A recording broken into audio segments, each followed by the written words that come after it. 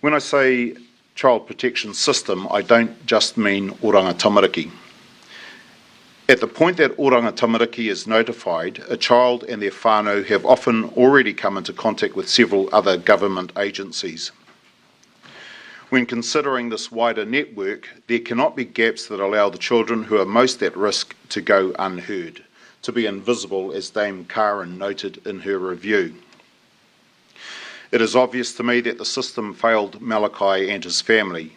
For that, I am deeply sorry, and together with oranga tamariki, we will make that apology in the most appropriate way. What happened isn't acceptable, and there is a clear need to do better across the board. Oranga tamariki missed the first crucial opportunity to intervene, as highlighted in Dame Karen's report. But each agency had a piece of the puzzle, and if those pieces had been shared and put together, then earlier interventions may have been made. No staff in this space, be it social worker, doctor or teacher, go to work to cause harm. The person who caused harm to Malachi is in prison. But the warning signs were always in plain sight, from the daycare that took photos of his injuries to the reports of concern that should have been acted on to health professionals who saw Malachi. We can't stay still on this, we have to make this system better. All recommendations that can be adopted immediately or in principle have been accepted. Those include designing a better monitoring system for early education, legislating to clearly define agencies' responsibilities for child protection, and, crucially, improving information sharing. The review found that the legislation to do this already exists, but it is not being used or understood. That will change. Oranga tamariki has also already taken action itself to address its failings, such as strengthening the site in question, as well as work to ensure other sites facing similar pressures are better supported. None of the senior staff involved in Malachi's case work for Oranga tamariki anymore. With other more complex recommendations from Dame Karen's review, including mandatory reporting and automatic vetting of caregivers when a solo parent goes to prison, the government must consider them carefully. I know that will be frustrating for Malachi's family and the public, but the worst thing we could do is commit to a knee-jerk action that could make things worse for children. However, we are committed to taking action.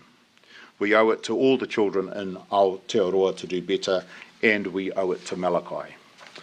We're happy to take questions. How is it a knee-jerk reaction when an entire report, in fact multiple reports, have recommended that to you? That is not knee-jerk. You're talking about mandatory reporting? Yeah. So 3 previous governments to our government, including the last national government, have considered and rejected mandatory reporting. So I'd like to look at their reasons for rejecting it and whether those reasons are still valid. We also should look at the situation in Australia, where all the states have a form of mandatory reporting, and whether or not it has been as successful as intended. It would be good to look at the successes of the mandatory reporting and also the failures, what we should do and what we shouldn't do. But also in the white paper that the previous national government received, it said that there was no there's no clear evidence of the effectiveness of mandatory reporting legislation in protecting children in Australia or elsewhere.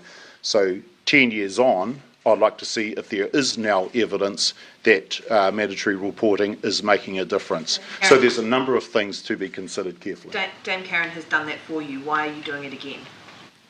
Well, we'd like to see the evidence that it is working, that it is actually making a difference. Why did you order this review if you were just going to do your own once it was done?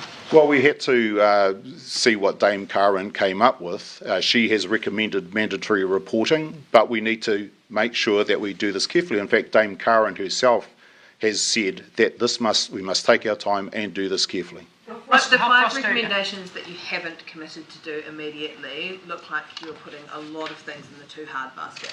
No, not at all. Again, it's appropriate that we do take our time and that we do get this right.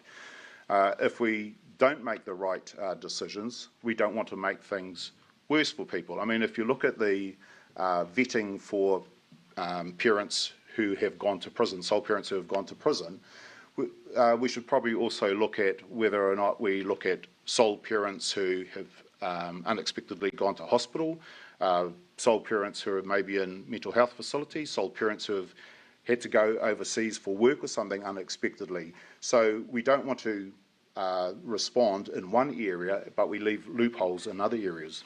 How frustrating was it, frustrating or angry were you reading this report, seeing that there were so many times where there could have been prevention, there's so many times where things could have changed and it didn't happen? Yeah, that's right. People are focused on what Oranga Tamariki's failings were, and fair enough. But when Oranga Tamariki missed that initial opportunity to intervene, it was important that there were other agencies with their safety nets there, and that didn't occur. So as Dame Karen has said, this is an opportunity for all the agencies to actually come together. Now, for me was, speaking from an Oranga Tamariki point of view, is she has said that the system has been in place for 40 years and it hasn't changed, but she did reference the work that Oranga Tamariki has done in the last couple of years, such as the Future Direction Plan. The Oranga Tamariki Action Plan is saying that those are moves in the right direction. So there are changes being made in Oranga Tamariki, and other agencies have also started making changes to their ways of working. And you mentioned that there was a staff member that is no longer working there now. Were they fired as a direct result of this? So there were 3 senior staff members who are no longer working for Oranga Tamariki. Some left of their own accord, and there was an employment. There were employment things that occurred. I'd prefer not to go directly into the employment stuff. The information sharing within agencies is enshrined in the OT 1989 Act. So why hasn't that been used? Why is it not working? And what measures will you put in place in order for OT staff to ensure they are sharing information with other agencies? Well, it's not just Oranga Tamariki sharing information with other agencies, it's other agencies also sharing information with Oranga Tamariki and amongst themselves. For example, and maybe Minister Little might want to expand on this, but the sharing of medical information. If I can just use my example, I'm registered at a doctor's surgery in Kaitaia, but I had to go to the doctor down here in Lambton Quay. There's no sharing of the information. No, so for myself as an adult, that's frustrating. But in the case of a child, that must be even more frustrating when agencies aren't getting all that medical information.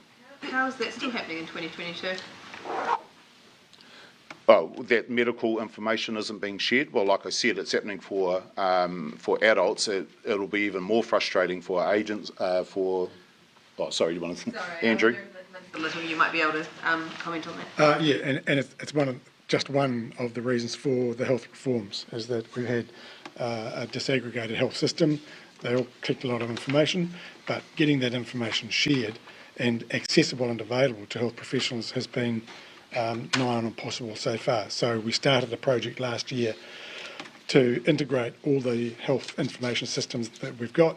The ultimate objective is that a health professional dealing with a person, regardless of where they're from or how many other health professionals they've been to, can get the relevant health information and therefore the health profile of that person in front of them on a screen at that time. If that system were in place when Malachi was taken to various health professionals might have seen that actually his condition had got worse in the period that he had been with this particular caregiver. It just seems a bit baffling that we're living in the technological state that we're living in, and that we're talking about basically a system that could have been done back in the 90s. This has been the New Zealand health system for a long time, and as I say, one of the critical objectives of the whole health reforms is to unite the system, and part of that is uniting its information systems platforms, and we're partway through that process. Sorry, there have been 33 reports into child abuse over the past 30 years. We keep making the same mistakes. How can the public trust and have confidence that report number 34 will make a difference?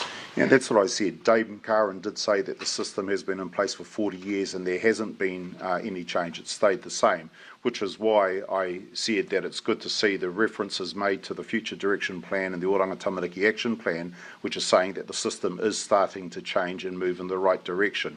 So, there's responses to the Malachi situation, but there's also work that has already started in the last couple of years to start changing the direction of our childcare system. Are you going to give it some hard timeframes and timelines of when you want to see change done by? Well, the Future Direction Plan is a 2 to 5 year plan, but what this shows is that there needs to be urgency. I'd rather see things done in the 2 year time frame than the 5 year time frame, but all strategies seem to push out a little bit. But like she says, there are changes happening, and that's good to see that they were recognised and referenced. But it's about pushing these changes through. The report also says that we don't. Oh, sorry, Anna, go ahead. As Minister for Children, what aspect of this report stood out to you the most? What kind of came out of the page when you read it? Well, the fact that there weren't the safety nets, that if one agency doesn't do what they should do, then there weren't the safety nets underneath. And yet all the elements are there, but the agencies really weren't talking to each other. It's sort of like a vertical system when there also needs to be horizontal support systems as well. Is that, something that sounds quite simple in the context of this report on a child's death, is that quite galling for you to have those two put together?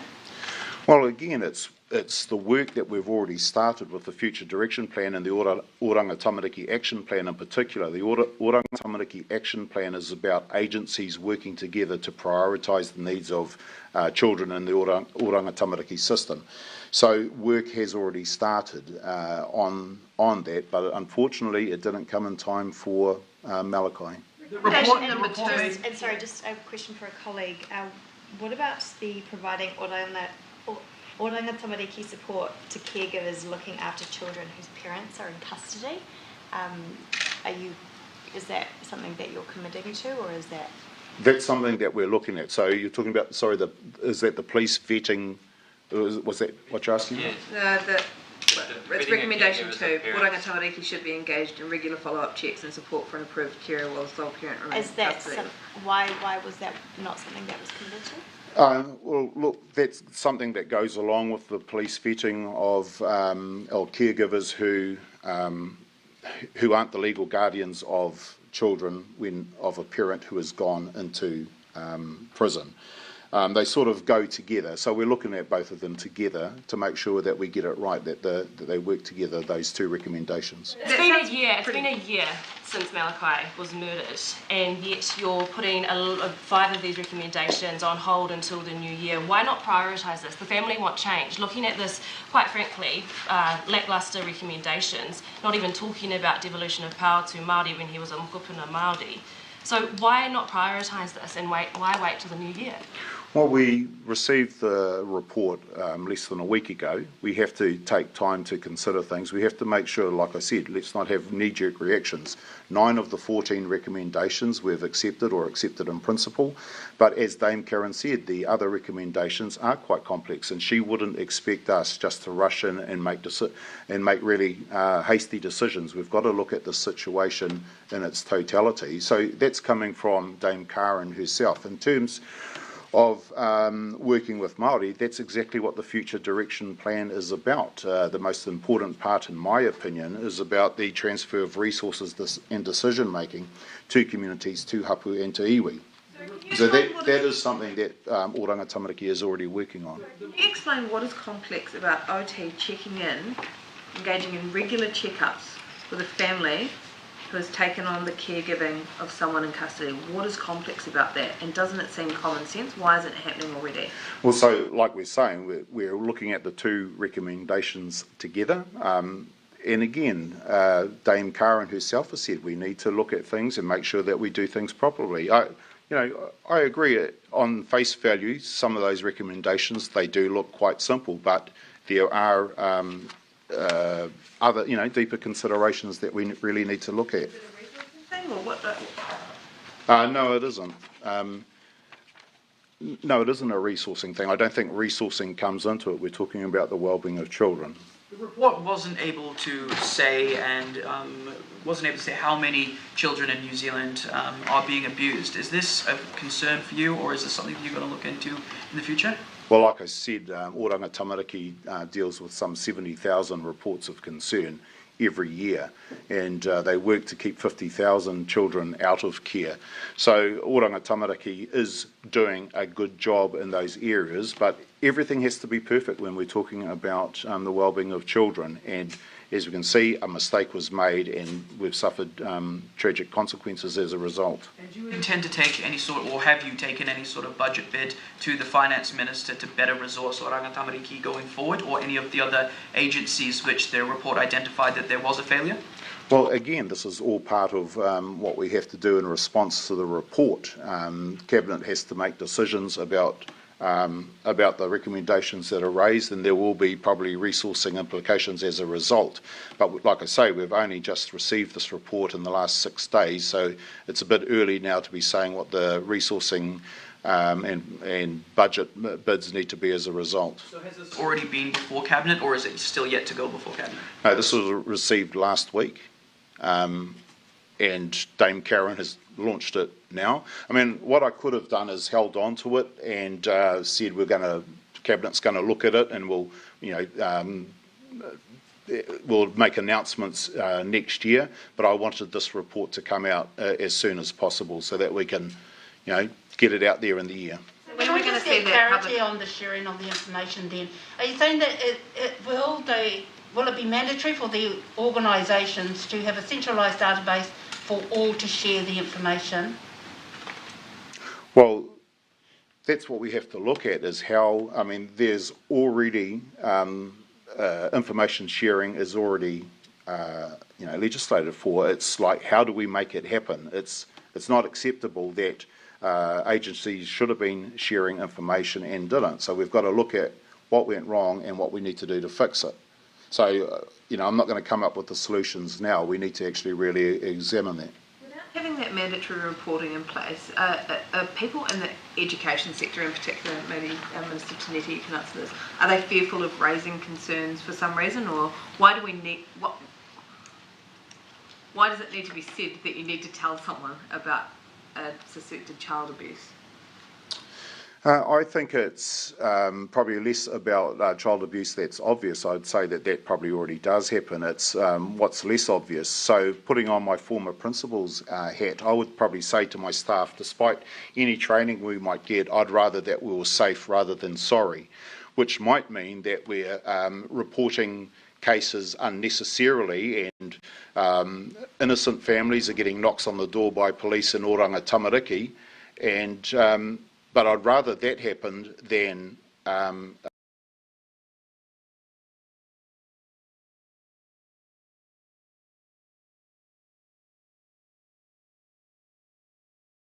be safe and sorry, but that's going to have resourcing implications, because if we've got 70,000 reports of concern now, that might top out to 500,000, and the actual serious, the actual genuine cases may actually be missed because of it. Across the 6 agencies that let Malachi down, have there been any consequences, any accountability? Has anyone lost their jobs? Well, like I said, I can speak for Oranga Tamariki that the 3 senior staff who were involved in the situation, they no longer work for the organisation. There was work to support that site in particular.